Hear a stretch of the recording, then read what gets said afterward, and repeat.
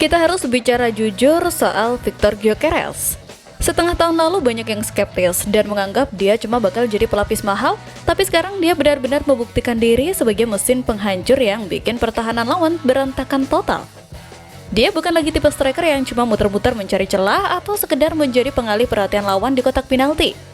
Gyökeres sekarang adalah definisi nyata dari seorang eksekutor yang punya insting membunuh sangat tajam. Dia tidak butuh banyak sentuhan, cukup satu ruang sempit dan bola sudah bersarang di gawang lawan. Kemenangan telak 3-0 atas Sunderland di Emirates kemarin itu sebenarnya adalah sebuah pesan sangat tegas buat para rival. Martin Zubimendi memang membuka keran gol lewat sebuah sepakan jarak jauh yang benar-benar jos gandos, sebuah gol yang meruntuhkan moral tim tamu sejak babak pertama. Tapi, panggung utamanya tetap milik sang predator asal Swedia. Gyökeres masuk dari bangku cadangan menggantikan Gabriel Jesus dan tanpa butuh waktu lama, dia langsung memberikan dampak instan. 2 gol yang dicetaknya di babak kedua bukan sekedar angka di papan skor, tapi sebuah pernyataan kalau dia adalah solusi paling konkret saat kebuntuan melanda.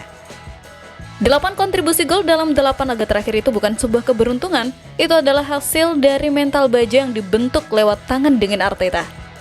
Banyak pihak sempat bertanya-tanya, apa rahasia kegacoran pemain ini? Arteta dengan tenang menjelaskan bahwa kuncinya adalah kekuatan mental. Menggunakan jersey Arsenal itu berat, ekspektasinya setinggi langit, tapi Gyökeres mengatasinya dengan ketenangan yang luar biasa. Arteta sendiri nggak bisa menutupi rasa puasnya melihat performa anak asuhnya tersebut. Dia melihat Gyökeres punya karakter yang sangat langka, di mana setiap harinya cuma diisi dengan fokus penuh buat kemajuan tim. Mau disuruh cosplay jadi pemain cadangan terlebih dahulu atau langsung turun sebagai starter, dia tetap memberikan level intensitas yang sama. Rahasianya simpel tapi berat. Kepercayaan diri yang terjaga. Staf pelatih Arsenal benar-benar menjaga mental dia supaya merasa menjadi bagian paling krusial di tim. Hasilnya sangat nyata di lapangan. Setiap kali Gyökeres mendapatkan bola, ada perasaan mencekam bagi lawan bahwa gol itu cuma masalah waktu saja. Dia adalah wajah dari proyek The Finisher yang bikin Arsenal tetap anteng di puncak klasemen dengan selisih 9 poin. Sirkulasi bola yang presisi dan fluiditas di lini tengah itu kayak bensin berkualitas tinggi buat mesin gol Gyökeres. Tidak mungkin kita memiliki predator yang ganas kalau para pelayannya tidak punya visi yang jernih. Disinilah peran para pemain kreatif di belakang striker jadi sangat krusial buat memastikan setiap gelombang serangan itu punya bobot yang menghancurkan, bukan cuma sekedar statistik belaka. Kai Havertz adalah kepingan puzzle yang bikin taktik Arteta jadi sangat jis dan sulit dibaca oleh manajer lawan manapun. Pasca sembuh dari cedera, dia balik ke lapangan dengan dimensi permainan yang jauh lebih berbobot. Dia mungkin bukan tipe pemain yang selalu mendapat sorotan lampu kamera, tapi dia adalah otak sekaligus pengatur ritme di balik cairnya aliran bola Arsenal. Catatan 2 gol dan 2 assist dalam 5 laga terakhir itu cuma permukaan dari kontribusi aslinya yang jauh lebih dalam bagi struktur permainan tim. Waktu lawan Sunderland, Havertz balik ke posisi alaminya sebagai gelandang serang. Dan itu benar-benar mengubah dinamika tim secara total. Dia main sangat matang, disiplin, dan punya kemampuan baca ruang yang luar biasa. Gol kedua Gyökeres itu lahir dari kecerdasan luar biasa Havertz yang mengirim umpan manja lewat tandukan aduhainya.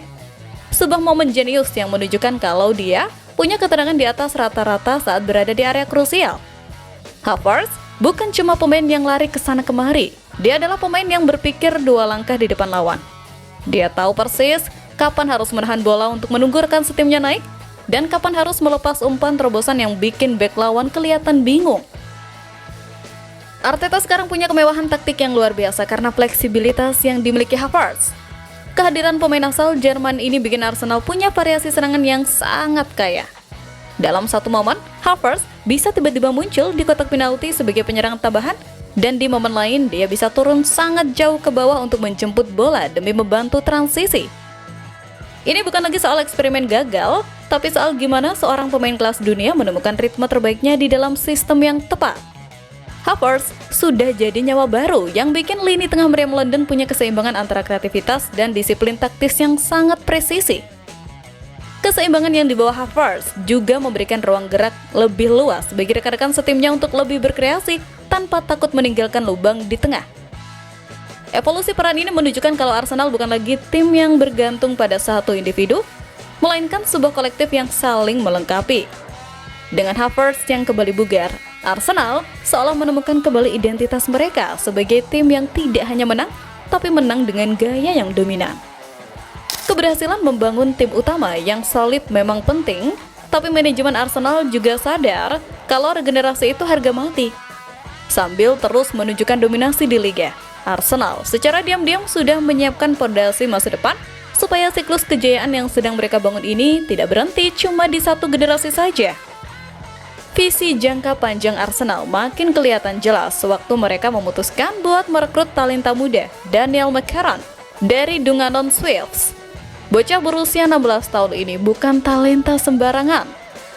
Dia adalah prototipe bek tengah modern yang punya kemampuan bermain di kedua sisi pertahanan dengan sama baiknya. McCarron punya mobilitas tinggi dan yang paling penting adalah dia punya mentalitas juara yang sudah terasa sejak dini. Kesepakatan prakontrak ini adalah langkah catur yang sangat preventif dari manajemen Arsenal buat mengamankan aset berharga. McCarron sebenarnya sudah cukup lama masuk dalam radar tim pemandu bakat Arsenal.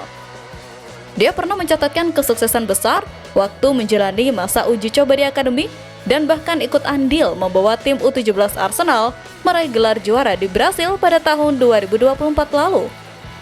Pengalaman dia yang sudah mulai mencicipi bermain di level senior bareng Dungannon Swifts di Liga Kasta tertinggi Irlandia Utara menunjukkan kalau tingkat kematangan bermainnya sudah melampaui usianya.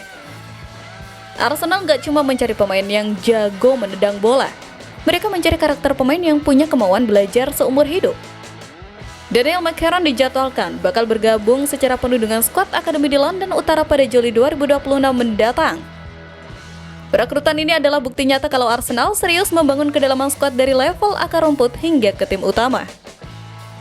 Dengan bimbingan intensif dari staf pelatih kelas Wahid, McCarron diproyeksi bakal jadi pilar pertahanan masa depan yang akan meneruskan tongkat estafet dari para seniornya. Ini adalah investasi yang sangat cerdas untuk memastikan kalau gudang peluru mereka bakal selalu punya amunisi segar buat bersaing di level tertinggi Premier League maupun kancah internasional untuk waktu yang sangat lama. Arsenal sepertinya sudah belajar dari masa lalu bahwa mengandalkan tim yang hebat saja tidak cukup tanpa adanya persiapan masa depan yang terukur. Dengan kombinasi predator house goal seperti Gyökeres, gelandang cerdas seperti Havertz, dan investasi pada talenta muda seperti McCarron, masa depan London Utara sepertinya akan tetap berwarna merah untuk waktu yang sangat lama.